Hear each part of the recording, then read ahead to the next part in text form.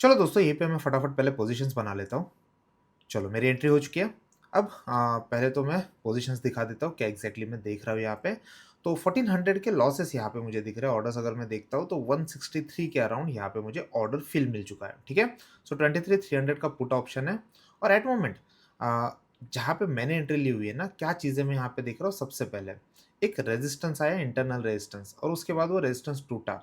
अब यहाँ पे ज़िगज़ैग पैटर्न बन रहा है। जो पिन बार आप देख रहे हो ना, अब ये पिन बार को आप ध्यान से देखो, इसकी विक अब प्राइस एक्शन ने निकाल दी है। पहले भी सपोर्ट ज़ोन में एक पिन बार बना और प्राइस वहाँ से घूमी थी। उसको नीचे में कोई फ़ॉलो अप नहीं आया था। तो यहाँ पे ये छोटी-छोटी चीज़ें जो छोटे-छोटे सपोर्ट और रेजिस्टेंसेस डायनामिकली बनते हैं ना, उनको मैं ट्रैक कर रहा होता हूँ। But overall particular put option में मैंने क्यों ट्रेड लिया हुआ है, क्या चीज़ें एट मोमेंट मैं देख रहा हूँ, ठीक है? एंटायर सारी चीज़ें जो है ना, एक बार ये ट्रेड खत्म हो जाता है, मैं आपको बता देता हूँ। सबसे पहले तो ना, यहाँ पे एक कैंडल के रिस्क के साथ ही मुझे काम करना है, ठीक है? तो मिड डे सेशन है, मिड डे सेशन में यहाँ पे मुझे बहुत हेवी रिस्क नहीं लेना है, ठीक है? तो 156, 150 तो छोटे से बफर के साथ में मैं यहाँ पे पहले तो सिस्टम में एसएल पुट कर देता हूँ। जनरली आप देखते होंगे जब मैं 1 मिनट के टाइम फ्रेम पे काम करता हूँ मॉर्निंग में, ठीक है? तो वहाँ पे कुछ स्कोप देता हूँ प्राइस को डेवलप होने के लिए, क्योंकि वहाँ पे वोलेटिलिटी ज़्यादा रहती है। मिड डे मार्केट की खासियत ये रहती है कि मिड डे मार्केट में वोलेटिलिटी हो लेकिन चॉपी सेशन होने के चांसेस ज़्यादा रहते हैं। तो ऐसे में जब तक एक क्लियर ब्रेकआउट आपके डायरेक्शन में दौड़े, पहले कुछ हिकअप्स आ सकते हैं, और ऐसे में जो कि मैं मिड डे मार्केट में आज काम कर रहा हूँ, मुझे बड़ी रिस्क नहीं लेनी है। आपका एजेंडा एकदम क्लियर होना चाहिए जब आप ट्रेड लेते हो, ठीक है? ट्रेड की विनिंग प्रोबेबिलिटी क्या है? मॉर्निंग में नो डाउट एक बढ़िया ट्रेड मुझसे मिस हो गया था, बट अब रिग्रेट करें या उसको ही पकड़ के बैठे, कोई सेंस नहीं बनता है। मिड डे में थोड़े मार्केट स्लो रहते हैं, तो आप यहाँ पे देखो छोटे-छोटे कंसोलिडेशन और फिर कंटिन्यूएशन आता है ना, तो मेरे लिए एक बढ़िया अपॉर्चुनिटी ट्रेलिंग के लिए भी हो जाएगी, ठीक है? तो प्राइस एक्शन कांसेप्ट में सिमिलर देख रहा हूँ, लेकिन ट्रेड करने का ज़ोन जो है, ये आज का डिफरेंट है। 1 मिनट के टाइम फ्रेम पे भी अगर हम देखें ना, तो आप देखो, यहाँ पे वो बेस निकलने के टाइम पे बड़े-बड़े कैंडल बने, अब छोटी-छोटी कंसोलिडेशन बन रही है। अगर ये मेरे डायरेक्शन में जाती है तो डेफिनेटली जो पहला कंसोलिडेशन बेस था वो ट्रेल करके मुझे पास आने का मौका मिलेगा, ठीक है? इस पर्टिकुलर ट्रेड में रिस्क रिवॉर्ड रेशियो बहुत बढ़िया है, तो यहाँ पे मेरी कोशिश रहेगी कि मैं बॉटम से ट्रेल करूँ अनलेस एंड अंटिल एक बड़ी कैंडल अपने फेवर में नहीं जाती है, ठीक है? तो इसको क्लोज़ली ट्रैक करते हैं। और कल भी ना दोस्तों मैंने जब मैं ट्रेडर्स के साथ में सेशन में था ना, तब मैंने उनको बताया था कि क्या पर्टिकुलर चीज़ें जो आपको देखनी होती है, ठीक है? सबसे पहले तो आप देखो ये रिट्रेसमेंट, जो पहले रिट्रेसमेंट लो लगे ना, यही मेरा टारगेट ज़ोन रहने वाला है, ठीक है? उसके सामने एक बढ़िया रिस्क रिवॉर्ड रेशियो मुझे दिख भी रहा है। तो कल भी ना जब मैं ट्रेडर्स के साथ में काम कर रहा था ना, उनको मैंने सबसे पहले यही बताया था कि मिड डे में कोई एज़ सच बड़ा ट्रिगर नहीं होता है। एशियन मार्केट क्लोज़ हुआ रहता है, European markets are about to start. तो जनरली उससे पहले अपने मार्केट में अगर कोई वीकनेस या स्ट्रॉन्ग मूव दिख रहा है, तब हम पार्टिसिपेट कर सकते हैं, और उसमें भी मुझे चांसेस ज़्यादा नहीं लेने हैं। इसीलिए ट्रेड लेते के साथ में यहाँ पे मैं स्टॉप लॉस के साथ काम कर रहा हूँ, ठीक है? तो ये छोटी-बड़ी चीज़ें जो होती है ना, ये आपको with in a trade decide करनी होती है, ठीक है? एक हाई प्रोबेबिलिटी सेटअप कैसे काम करता है, अब सब सेटअप पे काम कर रहे हो तो क्या प्रिकॉशन लेने हैं, ठीक है? लेट्स सी, ट्रेड को डेवलप होने देते हैं, मैं आपको अपडेट करता हूँ अगर फर्दर कोई एक्शन आती है। जनरली ना यही वो पीरियड होता है जब ना एक ट्रेडर ना अपने पेशेंस को टेस्ट कर रहा होता है। अब देखो, यहाँ पे जो एक लेटेस्ट बॉटम बना था, ये जब टूटेगा ना, तो यहाँ पे धीरे-धीरे ट्रेल करने का मौका मिलेगा। तो ब्रेकआउट कैंडल्स जो रहती है ना, ब्रेकआउट कैंडल्स बहुत इंपॉर्टेंट रहती है। अगर वो स्ट्रेंथ के साथ में एक अच्छी क्लोजिंग आपके डायरेक्शन में दे देती है, वही पर्टिकुलर कैंडल का बेस अपने लिए ट्रेलिंग के लिए फिर यूज़फुल हो जाता है, ठीक है? तो एक-एक कैंडल पकड़ के मैं जितना हो सके उतना पास आने की कोशिश कर रहा हूँ। लेट्स सी, देखते हैं कहाँ तक हम आ सकते हैं। बाय द वे, मॉर्निंग में जो ट्रेड अपॉर्चुनिटी मुझसे मिस हुई, तो वहाँ पे मैं एक्टिवली इंट्राडे के लिए स्टॉक हंटिंग कर रहा था कि स्टॉक्स में बहुत सारी चीज़ें होती है जो बहुत बढ़िया काम करती है, स्पेशली अगर मॉर्निंग का सेशन हमको स्टॉक्स में भी पकड़ने मिलता है, ठीक है? तो और बहुत सारी चीज़ें जो एज अ कम्युनिटी प्लान्ड है, जो जल्द ही आपके लिए भी सर्विस में आएगी, लेकिन उससे पहले कुछ लास्ट मोमेंट जो टचअप फिनिशेस रहते हैं, वो हमारे एंड पे हो रहा है। और एट मोमेंट मैं बहुत सीरियसली देख रहा हूँ कि स्टॉक ट्रेडिंग में बहुत सारे लोग इंटरेस्टेड है, बट उनको एक सही डायरेक्शन नहीं मिलती है, सही स्टॉक पिकिंग की आर्ट उनको नहीं आती है, ठीक है? तो यही सारी चीज़ें हैं जिस पे मेरे एंड पे काम चल रहा है।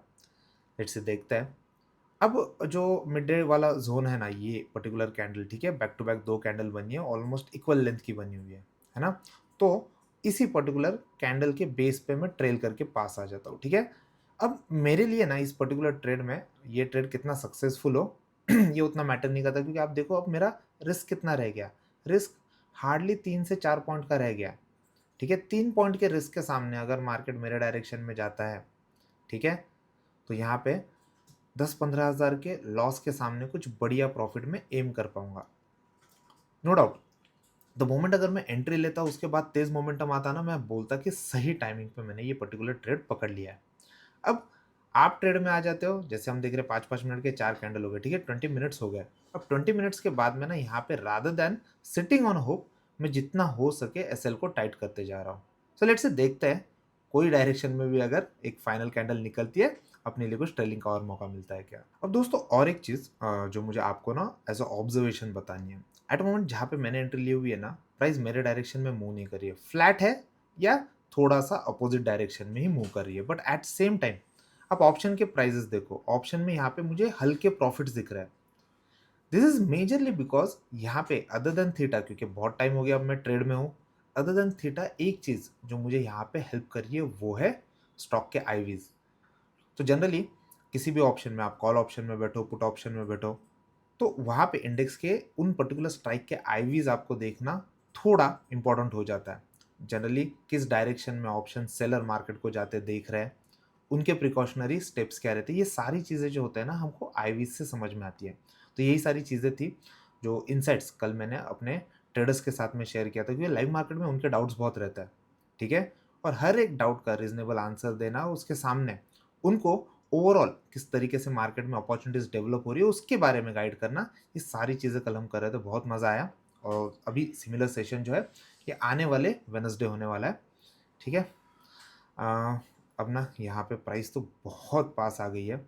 मुझे अगर और पास आने का मौका मिलता तो मैं ऑलमोस्ट इसको ब्रेक इवन के पास लेके आता, क्योंकि 20-25 मिनट के बाद मैंने एक ट्रेड में होप के साथ में बैठे रहने में भी कोई मतलब नहीं रहता है, और मोमेंटम भी एकदम से लैक है। तो यहाँ पे आज बहुत सारे लोग एक्सपेक्टेशन लगा के बैठे थे कि ट्रम्प के टैरिफ प्लान के बाद में मार्केट में ये होगा वो होगा। मार्केट गैप डाउन खुले, अच्छी खासी रिकवरी आई, हालांकि गैप फिल नहीं हुआ है, लेकिन फिर भी मार्केट ऑलवेज एक स्टेप आगे रहता है। तो जो न्यूज़ आने वाली उसका इम्पैक्ट हमको लगता है कि आगे जाके आगा आएगा, ऑलरेडी वो प्राइस्ड इन हो चुका है, ठीक है। एनीवेज ये तो मैक्रो माइक्रो लेवल की जो बातें रहती है, ठीक है, जब हम ट्रेड कर रहे होते हैं ना, तो वहाँ पे हमारे लिए जो अपॉर्चुनिटी बनती है वो with respect to price action बनती है, ठीक है। तो एक अपॉर्चुनिटी देखी मैंने, मेरे डायरेक्शन में गई नहीं, बहुत टाइट ट्रेलिंग एसएल लगा दिया, एसएल हो चुका है। इसके सामने एक बार मैं पोजीशंस भी देख लेता, तो 11,000 के लॉसेस है। और ओवरऑल ऑर्डर्स भी अगर हम देखें तो 161 के अराउंड यहाँ पे मुझे एग्जिट मिली हुई है, हार्डली 2 पॉइंट का एग्जिट था मेरा। सो बहुत टाइट स्टॉप लॉस के साथ में बैठा था। इंपॉर्टेंट यही है कि जब स्टॉप लॉस लगता है तो कितना छोटा स्टॉप लॉस हो, क्योंकि प्रॉफिट देना तो मार्केट के हाथ में, राइट। चलिए अभी लॉजिक समझते हैं। अब दोस्तों यहाँ पे ना 5 मिनट के चार्ट पे आप देखो अच्छा खासा गैप डाउन हुआ और उसके बाद में रिकवरी आई, ठीक है। अब ये रिकवरी गैप तो फील नहीं कर पाई, बट उसके सामने आप देखो उसके बाद जिगजैग सेशन लगे। यहाँ पे कुछ चीज़ें मुझे समझनी बहुत ज़रूरी है, कहाँ कहाँ पे प्राइस एक अच्छे बायर सेलर लेवल को रिस्पेक्ट करे। तो टीसीआई की इंस्टीट्यूशनल लेवल यहाँ पे हम प्लॉट कर सकते हैं। सबसे पहले दिन को हाइड कर लेते हैं आज का, और प्रीवियस डे में, प्रीवियस सेशन में कहाँ कहाँ पे ये पर्टिकुलर जोन अब क्रिएट हो गए, ये मैं अच्छे से देखना चाहता हूँ। अब देखो यहाँ पे मेरे लिए सिर्फ और सिर्फ बायर के लेवल्स दिख रहे हैं। इंटरेस्टिंगली बायर के लेवल है और मार्केट आज गैप डाउन खुला हुआ है, ठीक है। तो हर एक वो बायर का लेवल जो नीचे की तरफ है ना, मैं इसको पहले तो मार्क करके रख देता हूँ, और उसके बाद में फिर हम प्राइस एक्शन को वहाँ पे उस पर्टिकुलर जोन में कहाँ कहाँ पे एक्टिवली रिएक्ट होते देखते, वो अच्छे से समझते हैं, ठीक है। अब मॉर्निंग में एक अच्छी खासी अपॉर्चुनिटी मुझे मिली थी, मैं आपको बता भी देता हूँ किस तरीके से वहाँ पे वो प्राइस एक्शन डेवलप हो रही थी, और मुझे लगता है मोस्टली टीसीआई ट्रेडर्स ने वहाँ पे अच्छे से परफॉर्म भी किया होगा, ठीक है। ऊपर में आप देखो सेलिंग की लेवल काफ़ी ऊपर है, तो अगर गैप फिल हो जाता ना, तो यहाँ पे मार्केट बहुत तेज़ी से ऊपर भाग जाता। अब ये हुआ नहीं, उसके सामने मेरे लिए क्या पोजीशंस बन रहे थे, क्या कंडीशंस बन रहे थे, मैं ये अब आपको थोड़ा अच्छे से समझा देता हूँ। सबसे पहले मार्केट देखो अल्टीमेट बायर जोन में खुला और तेज ऊपर आया। एक बायर जोन से निकलने के बाद में आप देखो फाइनली यहाँ पे प्राइस आके हॉल्ट हो गई, ठीक है। पहला एग्जॉशन साइन, इसी पर्टिकुलर ज़ोन में एक अच्छी खासी रिवर्सल अपॉर्चुनिटी जो पुट के साथ में सबसे पहले काम करना चाहते हैं ना, उनके लिए वहाँ पे वो डेवलप हो रही थी। 3 कैंडल में भी 15 मिनट के कैंडल आपको दिख रहे हैं ना, ये 15 मिनट में भी 1-1 मिनट के टाइम फ्रेम पे बहुत बढ़िया काम वहीं पे हो जाता है। अब ये फाइनली टूट गया, यानी बेसिकली जो पहला रेजिस्टेंस का काम कर रही थी ना प्राइस, अब that resistance turns into support. और ये सारी चीज़ें ना आपको देखनी है। आप देखो कितना जो टीसीआई का इंस्टीट्यूशनल लेवल है, उसके अराउंड ये लेवल्स बहुत बढ़िया काम करते हैं, ठीक है? तो इसी लेवल के बेस पे मैं अपने लिए फर्दर अपॉर्चुनिटी ढूँढ रहा था। अब देखो यहाँ पे हो क्या रहा है, एक बार ये सपोर्ट में टर्न होने के बाद में वहाँ पे आप देखो, सबसे पहले तो मैं आपको ये पर्टिकुलर ज़ोन ना रीसेट करके दिखा देता हूँ, ठीक है? अब आप देखो यहाँ पे जब फर्स्ट टाइम प्राइस वहाँ पे आई, एक पिन बार बनाया, छोटे-छोटे कैंडल का बेस और उसके बाद 2-3 कैंडल ऊपर गए, ठीक है? यहाँ पे भी कॉल के लिए एक अपॉर्चुनिटी बन रही थी। जैसे मैंने कहा मैं थोड़ा स्टॉक ट्रेडिंग में बिज़ी था। अब आप देखो another pin bar same zone, but ये अब देखो पहले तो ये पर्टिकुलर ज़ोन ये पिन बार है, ये यहाँ से निकल चुका है। तो एग्ज़ैक्टली इसी ज़ोन में मेरी एंट्री हो गई, ठीक है? छोटा-सा स्टॉप लॉस था और उसके सामने जो अगला ज़ोन था वो मेरे लिए टारगेट का काम करने वाला था। अनफॉर्च्युनेटली अभी भी मार्केट उसी ज़ोन में, और यहाँ पे फिर मैं 1 घंटा 2 घंटा बैठे रहो आप ऑप्शन बायर बन के, तो वो सही रिज़ल्ट हमेशा नहीं देता। इसीलिए मैं बहुत पास आ गया। यहाँ पे थीटा हमेशा आपके अगेंस्ट में काम करती है, स्पेशली ऑन एक्सपायरी डे।